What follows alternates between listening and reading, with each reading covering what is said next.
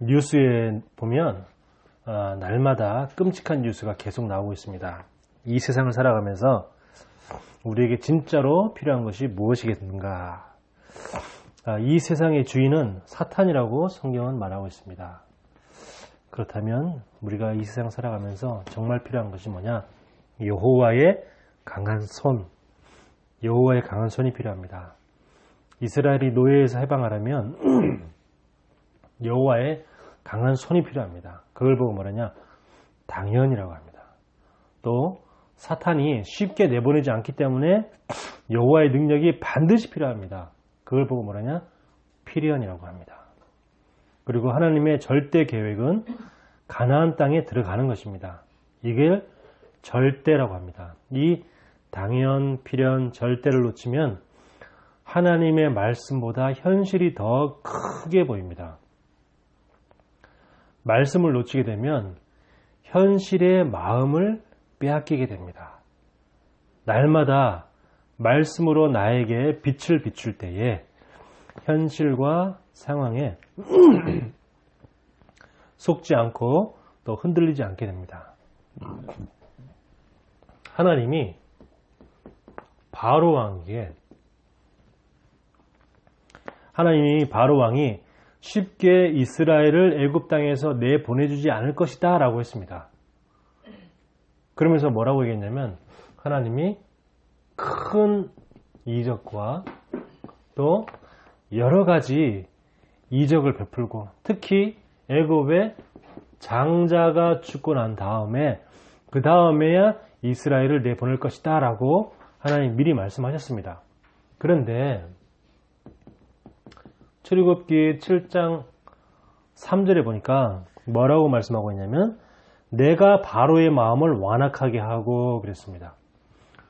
그러니까 바로가 완악한 줄 알았더니 하나님이 바로의 마음을 어떻게 했다고요? 완악하게 했다 그랬습니다. 하나님이 왜 바로의 마음을 완악하게 했을까요? 왜 그러냐? 여호와만이 참된 하나님, 여호와만이 참된 신이심을 나타내려고 하시는 것이죠. 그래서 모든 신은 잡신이고 귀신입니다. 근데 사람들은 자기가 믿는 신이 참된 하나님으로 그렇게 착각하고 그렇게 믿고 있죠. 아닙니다. 오직 여호와만이 참된 하나님이십니다. 그리고 하나님만이 참된 능력자 되십니다. 이걸 나타내시려고 하는 것이죠. 그래서 하나님만 영광 받으시게끔 이걸 나타내는 겁니다. 또 여호와만이 참된 이 세상을 움직이는 참된 절대자요. 그렇죠? 그리고 이 세상을 움직이는 주관자이심을 그 바로를 그 마음을 누가 움직이냐? 그 바로를 누가 완악하게 하냐? 절대자이신 하나님. 이 세상에 참된 주관자이신 하나님이 바로의 마음을 완악하게 하시는 것이다. 그래서요. 바로 왕, 즉 이 사탄도 하나님의 허락이 떨어져야지 움직일 수 있는 거예요. 하나님의 손 안에서 활동하는 겁니다. 그 증거가 뭐냐? 바로 욥기에 나와 있어요. 그 욥기에 보면 사단이 하나님 앞에 와서 이제 인사를 합니다. 그러니까 이제 하나님이 넌 어디서 갔다 왔냐? 그랬더니 예, 제가 세상을 다 돌아보면 왔습니다. 그러니까 하나님이 뭐라고 했냐면 네가 욥을 보았느냐? 욥처럼 하나님을 그렇게 진실하게 섬기는 자가 없다. 이렇게 얘기를 하니까 사단이 뭐라 했냐면 하나님이 욥을 갖다가 그렇게 복을 주시고 물질도 복을 주시고 자녀도 복을 주시고 그러니까 욥을 잘 섬기죠. 이게 사단이 그렇게 얘기하는 거예요. 그러니까 하나님 그러면서 하나님 그 물질 뺏어 보십시오. 그럼 아마 안 믿을걸요? 이제 이렇게 얘기합니다. 그러니까 하나님이 사단에게 뭐라 하냐면, 그래? 그러면 네가 욥의 물질을 뺏어봐라. 그러나 욥의 목숨만은 건들지 말아라. 이렇게 얘기합니다. 그러니까 이제 사단은 욥에 가서 하나님의 허락하에 욥의 그 재산을 다 몰살시키잖아요. 양들, 모든 뭐 가축, 수많은 그 재산들 싹 다 죽게 만들고, 그리고 자기 자식들도 싹 다 죽게 만들잖아요. 자, 그래도 욥이 하나님을 원망하지 않으니까 하나님, 그거 봐라, 욥 봐라, 그 물질 때문에 나를 갖다가 섬긴 게 아니지 않느냐. 그랬더니 또 이 사탄이 또 하는 거죠. 하나님, 그러면은 이번에는 이 욥이 병들면은 물질도 없어진 데다가 욥이 만약에 병까지 들면은 그때는 하나님을 원망할 것입니다. 이렇게 얘기를 하죠. 그러니까 하나님이 그래, 그럼 네가 해봐라. 대신에 목숨만은 절대 건들면 안 된다. 그러니까 이 사단이 하나님의 허락을 받고 또 이제 욥에다가 큰 질병을 갖다 주죠. 그러니까 사탄도 누구 아래 있냐면 하나님의 손 아래 있는 거예요. 하는 사람, 요즘 그 서유기 보면 손오공이 막 자기 마음대로 막 하는데 열심히 도망가봤는데 앞에 큰 뭐가 막고 있어. 그래서 이게 보니까 뭐냐? 부처 손이라. 그래서 나온 말이 네가 아무리 떼어봤자 부처님 손바닥 아니다 하는 말이 그렇게 나와 있는데, 사탄도요 하나님 손 안에서 움직이는 겁니다. 하나님 손 안에서. 그러니까 뭐라고 그랬냐?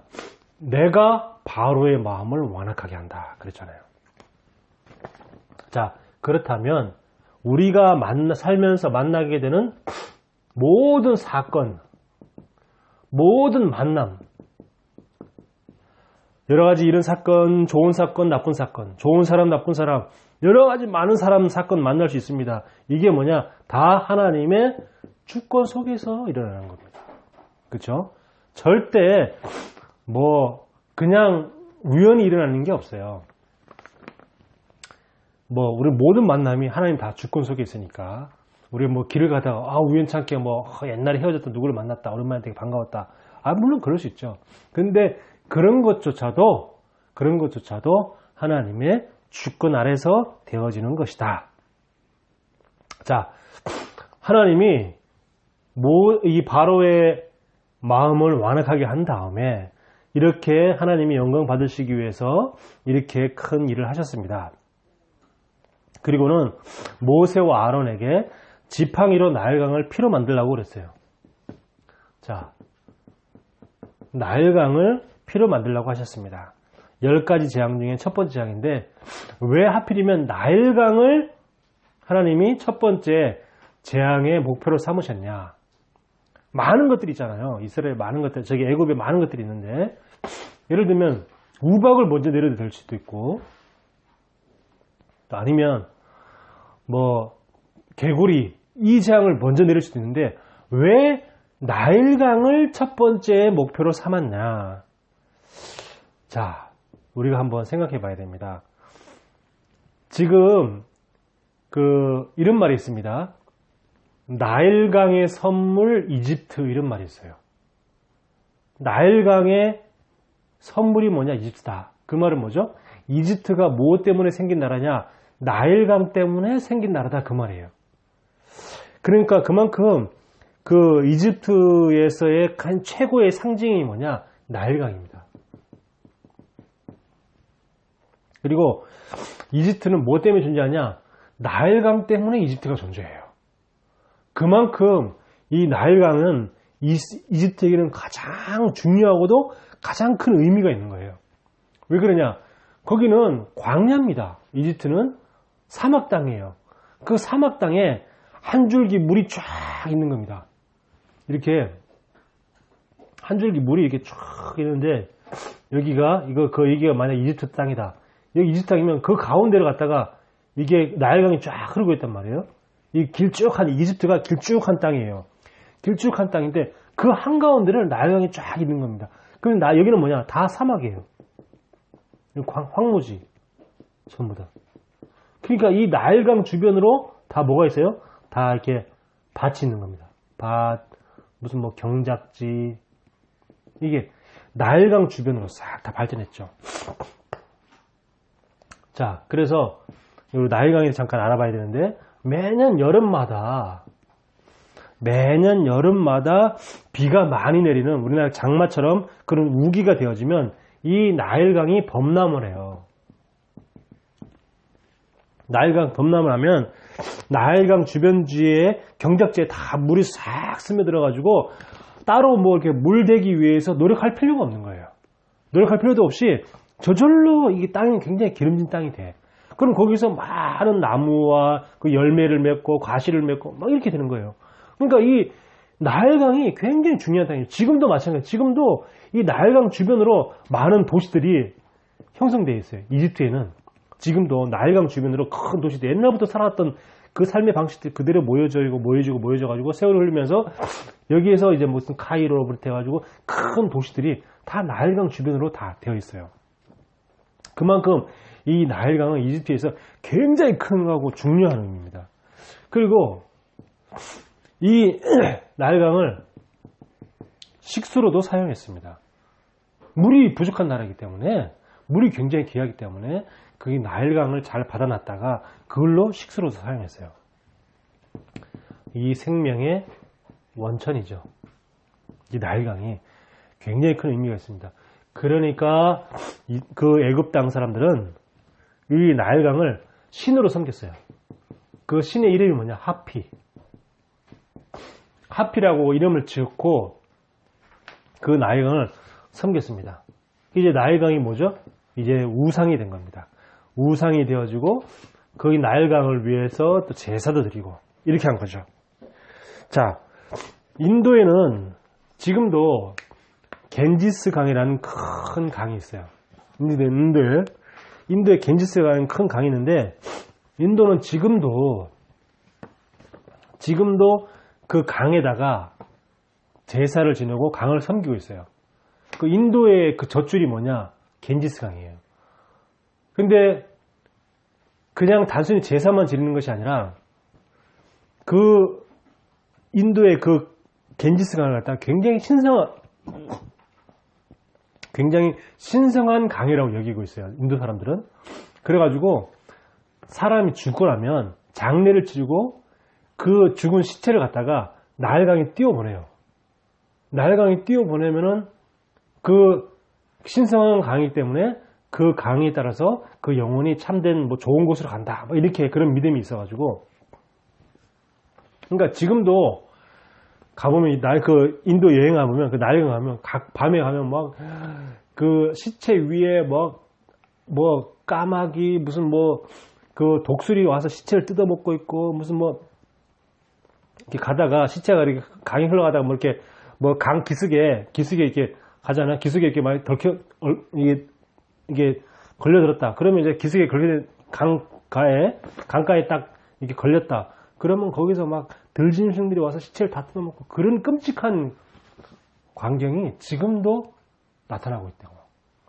지금 그러면서 거기다가 또 가서 사람들이 무슨 뭐 그 인도에 그 무슨 종교에 그 명절 이런 게 있으면은 거기 사람들 다 거기서 그 물에다 목욕을 합니다. 그 물 목욕하죠. 거기다 빨래도 하죠. 그 물을 또 먹기도 해요. 그러니까 그 물이 굉장히 이제 심각한 오염인데, 왜냐하면 사람 시체 썩어있는 물이지, 거기다가 목욕하지, 빨래하지, 그 물 먹지, 얼마나 더럽습니까? 근데 지금도 그러고 있어요. 그러니까 그 수질 오염 때문에 많은 그 문제가 질병 환자들이 많이 생기고 있는데, 그 종교적 믿음 때문에 이 물은 신성한 물이기 때문에 먹어도 상관없다, 이런 생각들이 딱 지배되고 있는 거예요. 자, 이렇게 우상의 지배 아래에 있으면요, 인간의 이성적인 사고 기능이 마비가 돼요. 그래서 정상적인 사고를 할 수가 없어요. 그래서 비정상적인 이 사고를 할 수밖에 없죠. 이걸 비정상적인 사고 체계를 갖고 있다니까요. 지금도 마찬가지죠. 지금도 모든 사람들은 우상 숭배 아래에 있으면 생각 자체가 정상적인 생각을 할 수가 없어요. 그러니까 돌, 나무, 강, 바다, 거기에 신이 있다고 가서 빌잖아요. 그럼 우리나라 무당들도 강가에 가서 왜 굿하는지 아세요? 용왕신이 있다고. 바다에도 용왕신이 있다고.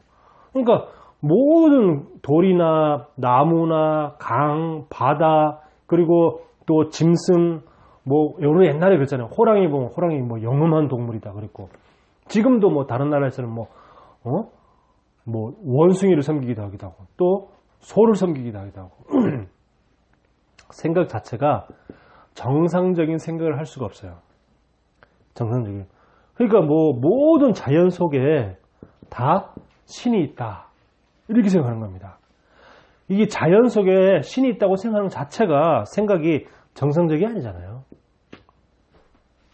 그러면서 뭐냐면 또 선진국들은 거의 나 중심적인 사고방식, 거기다가 상처 있죠. 어릴 때부터 각인된 거 있잖아요. 그런 것들 때문에 나밖에 모르고 내 것밖에 모르고, 그러면서 굉장히 육신적이고요. 그러다 보니까 자꾸 이렇게 물질에 집착하고, 그리고 또 심해지니까 오히려 분열되어지고, 그리고 나중에 중독되는 이런 생각이 지금까지 이릅니다. 그러니까 우울증이 와서 자꾸 자살 충동에 시달리기도 하고 실제로 자살하고요. 또 공황증 때문에 이 사람들이 굉장히 두려움에 굉장히 떨죠. 아무것도 없는데 막 굉장히 두려워하고, 미리 생기지도 않은 일인데 굉장히 생길 것처럼 미리 생각해서 굉장히 두려워하고 불안해하고 막 이럽니다. 그러면서 또 이렇게 망상에 걸리기도 하고, 있지도 않은데 막 있는 것처럼 망상증에 걸리기도 하고, 그리고 이게 분노 조절 장애 이런 것 때문에 사람을 살인을 저지르기도 하기도 하고, 이렇게 사고 자체가 정상적인 사고를 할 수밖에 사고가 안 돼요. 우상 아래에 있으면. 자, 이렇게 하나님은요, 애굽 땅에 가장 중요하고 애굽 땅의 경제의 활동의 가장 근본이 되는 걸 갖다가 하나님이 찍어서 제일 먼저 박살을 내신 겁니다. 자, 그래서 강이 뭐냐? 피가 되는 거죠. 나일강을 통해서 이 애굽 사람들은 많은 혜택과 많은 도움을 늘 입었어요. 근데 이 나일강이 피로 바뀜으로 해서 더 이상 이제 거기가 물고기가 죽고 악취가 나고 이러므로 해서 이 모든 이로움이 뭐가 됐냐? 해로움이 된 거죠. 나일강이 굉장히 이로웠다니까요. 그래서 그걸 신으로 승격시켜가지고 섬기고 막 그랬는데, 근데 그 이로움이 오히려 하나님에 의해서 해로움으로 바뀌는. 그래서 뭐죠? 나일강의 그 신은 아무것도 아니다. 나일강 신은 무능한 신이요 아무것도 아니고 오직 여호와 하나님만이 참된 하나님이시다. 이거를 보여줍니다. 자, 나일강이 피로 변했는데 이 피로 바뀜으로 해서 모든 그 나일강의 그 우상을, 나일강의 그 신을 완전히 하나님이 박살내는 그 사건이었습니다. 근데 하필이면 왜 피로 바꿨을까요? 하필이면. 아니, 그 나일강을 막말로 똥물로 바꿀 수도 있잖아요. 나일강을 똥물로 바꿀 수도 있잖아요. 근데 나일강을 왜 하필이면 피로 바꿨을까요? 한번 생각해 봤어요. 저는 그전에는 그냥 성경을 그냥 읽을 때는 그냥 피로 변했겠구나 이렇게 읽었지만, 말씀을 쫙 준비하면서 그래, 이 나일강을 똥물로 바꿔도 어차피 뭐 못 먹고 물고기 다 죽고 할 거 똑같은데 왜 피로 바꿨을까? 이런 의문이 싹 드는 거 있죠. 왜 피로 바꿨을까? 자, 왜 그랬을까요? 나일강을 피로 바꿨다는 것은 그리스도의 피를 말하는 거죠. 그리스도의 피. 그래서 이 애굽 사람들에게는 이 나일강이 생명의 근원이었는데 그리스도의 피 없이는 절대 생명의 근원이 될 수가 없죠. 그래서 그리스도만이 생명의 근원인데 이 애굽 사람들은 나일강을 생명의 근원으로 섬기고 있는 겁니다. 그러니까 이 그리스도 없으면 물도 뭐가 되냐? 우상이 되는 거예요. 그리스도 없으면. 그리스도 아니면요, 물도 우상이 된다니까요. 이렇게 사람들은 비정상적인 생각을 하는 겁니다. 진짜 생명이신 그리스도가 있을 때에 뭡니까? 진짜 이 생명이 생명다워지는 거죠. 그리스도 없으면요, 생명이 아닙니다. 그리스도 없으면요, 그 생명은 우상이 될 수밖에 없어요. 물도 우상이 되니까요. 그래서 이 그리스도의 피라는 것은요, 믿는 자에게는 해방이 되는 것이고 그리스도의 피를 믿지 않는 자에게는 재앙이 되는 겁니다. 이게 믿는 자는, 그리스도의 피를 믿는 자는 해방의 권세, 해방의 능력이 되는 것이고 그리스도의 피를 믿지 않는 자에게는 재앙이 되는 겁니다. 그래서 하나님이 그리스도의 그 피를 미리 보여주시는 거죠. 계속해서 성경 66권을 통해서 여러 가지 많은 현상, 많은 사건, 많은 단어를 통해서 하나님은 이렇게 그리스도, 또 저렇게 그리스도, 요렇게 그리스도, 계속 그리스도를 끊임없이 계속 나타내시는 겁니다. 우리는 예배를 통해서 그리스도를 붙잡아야 될 줄 믿습니다. 자, 보세요. 모세의 첫 번째 기적이 뭘까요? 오늘 말한 것처럼 첫 번째 기적이 뭐냐? 물을 갖다가 피로 만드는 겁니다. 모세의 첫 번째 기적이. 근데 예수 그리스도의 첫 번째 기적이 뭔지 아세요? 바로 물을 가지고 뭘로 만들었습니까? 포도주로 만든 거예요. 둘 다 첫 번째 기적입니다. 모세의 첫 번째 기적이 뭐냐? 물을 피로 만드는 거. 예수님의 첫 번째 기적이 뭐냐? 물을 포도주로 만드는 거. 그래서 하나님의 말씀에 불순종할 때, 하나님의 말씀에 불순종할 때 어떻게 되냐? 물이 피가 되는 겁니다. 하나님의 말씀에 순종할 때, 예수님의 말씀에 순종하니까 어떻게 돼요? 이 물을 갖다가 갖다 부어라, 항아리 갖다 부어라. 그리고 이 물을 갖다 줘라. 이렇게 예수님의 말씀에 순종할 때 어떻게 되냐? 물이 포도주가 되었습니다. 그렇다면 우리가 진짜 어떻게 하면 하나님의 말씀에 순종하는 것이냐? 우리가 말씀을 묵상하고 그 말씀을 나에게, 내 삶에 적용할 때, 그때 아니야, 물이 포도주가 되는 것처럼 우리가 변화가 되어지는 거예요. 그 어떤 것도 방법이 없어요. 우리가 매주일 이 말씀을 받는데 이 말씀을 그냥 귀로만 받는 것이 아니고 이 말씀을 진짜 한 주간 동안 묵상하고, 그렇구나. 하나님이 하필이면 나일강을 갖다가 그냥 썩은 물 만들어도 되고, 그렇죠? 그 여러 가지 방법이 있는데, 아니면 이 나일강물을 아예 말려버릴 수도 있고, 하나님의 능력이면 그냥 말려버릴 수도 있는데, 하나님은 하필이면 갖다가 이 물을 피로 바꾸겠다. 한번 깊이 묵상해 보세요. 하나님 왜 하필이면 물을 섞여도 만들 수도 있고 떡물로 만들 수도 있고 아니면 물을 말려버릴 수도 있는데 하필이면 그걸 피로 만드셨을까? 왜 그래요? 그리스도. 우리가 정말 말씀을 묵상하고 말씀을 나에게 적용할 때 우리가 물이 포도주가 되는 것처럼 변화되어지는 그 응답과 축복을 누리게 될 줄 믿습니다. 자, 그래서 우리는 뭐냐? 우리는 현장을 갖다가 앞으로 살아가야 되죠. 또 우리는 또 월요일부터 또 현장으로 가야 됩니다. 이 현장을 그리스도의 피로 물들여라. 그리스도의 피로 물들여라. 왜냐? 세상은요, 나일강처럼요, 이 세상은 나일강처럼 우상 현장이에요. 그렇죠?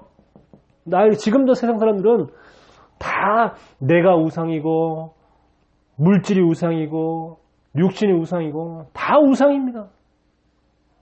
그 현장을 그리스도의 피로 물들여라. 그리스도 피로 바꿔라. 참된 생명이 없는 그런 세상인데 그 현장 속에 그리스도가 없잖아요. 나일강에 그 나일강 하나를 통해서 애굽 사람들은 많은 응답과 축복을 누렸습니다. 마찬가지입니다. 이 세상은 그리스도만 빼고 모든 게 다 있습니다. 그리스도만 빼고 모든 응답과 축복을 나름대로 다 누린다고 생각하고 있어요. 근데 그리스도가 없기 때문에 결국은 망하는 겁니다. 그래서 이 세상 사람들은요, 하나님이 만드신 물질, 그리고 자연, 이런 피조물, 이런 걸 갖다가 생명이라고 섬기고 있습니다. 그러니까 어떻게 해? 이걸 섬기니까, 이걸 숭배하고 있으니까 어떻게 되냐면 영적 문제만 가득한 그런 곳이 어디냐? 바로 세상이다. 그래서 이 복음 없는 빈 곳을, 이 빈 현장을 그리스도의 피로 물들여라. 어디로 갔다가? 우리가 정말 하나님이 서울에 살게 하신 이유가 있겠죠. 서울의 빈 곳. 그리고 뭐죠? 우리 가정과 가문의 빈 곳. 우리가 가는 그 현장의 빈 곳. 우리 후대의 빈 곳. 그 우리 후대의 그 빈 시간, 그 빈 곳. 그걸 갖다가 뭘로 물들여야 되냐? 그리스도의 피로 바꾸는 겁니다. 그리스도의 피로 물들이는 겁니다. 근데 우리가 어떻게 할 수 있냐? 우리 힘으로는 할 수 없죠. 그래서 하나님이 모세와 아론에게 너희가 지팡이가 있지 않냐? 그 지팡이를 가지고 가라 그랬습니다. 그 지팡이를 뱀으로 바꾸기도 하기도 하고, 또 그 지팡이를 가지고 강물에 치니까 그 강물이 피가 되기도 하고, 나중에 출애굽하고 난 다음에 이 지팡이로 반석을 치니까 반석에서 물이 나오기도 하고, 완전히 이 지팡이가 무슨 우리나라 옛날 도깨비들이 갖고 있던 도깨비 방망이처럼 진짜 이 지팡이가 그런 건데, 하나님이 그럼 이 지팡이가 능력이 있냐? 지팡이가 능력이 있는 건 아니죠. 우리나라 동료에서는 뭐죠? 옛날 동화에서는 도깨비 방망이 그 자체의 능력이 있는데 지팡이 자체는 똑같아요. 우리가 흔히 보는 모세가 늘 갖고 다니는 지팡이입니다. 왜? 나이가 많으니까 걸어다닐 때 짚고 다니기도 하고, 그 지팡이 가지고 양치기도 하기도 하고, 늘 보고 늘 갖고 다니는 지팡이예요. 이 지팡이는요, 하나님이 모세와 함께 하심을 갖다가 눈으로 보여주기 위한 표시죠. 평범한 지팡이입니다. 아주 평범한 지팡이고 늘 갖고 다니는 지팡이인데, 근데 하나님이 함께 하고 하지 않을 때는 그 지팡이가 그냥 지팡이에 불과했지만, 그 지팡이에 하나님이 함께 하시니까 그 지팡이가 어떻게 됩니까? 능력의 지팡이가 된 거예요. 자, 다시 말하면 지극히 평범한 그런 지팡이였습니다. 지극히 평범한 지팡이가 하나님의 능력이 함께 하니까 뭐가 되냐? 능력의 지팡이가 된 거예요. 그렇죠? 다윗이 늘 갖고 놀던, 늘 던지고 하던 그런 돌멩이였다니까요. 그런 평범한 돌멩이였는데 하나님이 그 돌에 함께 하시니까 어떻게 돼요? 골리앗을 쓰러뜨리는 능력의 돌이 된 거예요. 다윗에게. 우리가 늘 갖고 다니는 성경, 우리 또 때로는 집에 가만히 모셔두는 이 성경, 이 성경에 하나님이 함께 하시면 뭐냐? 말씀이 성취되어지는 능력의 말씀이 되는 거예요. 그래서 뭐 교회를 안 다니고 예배 안 드리고 성경만 본다. 그거는 그냥 책입니다.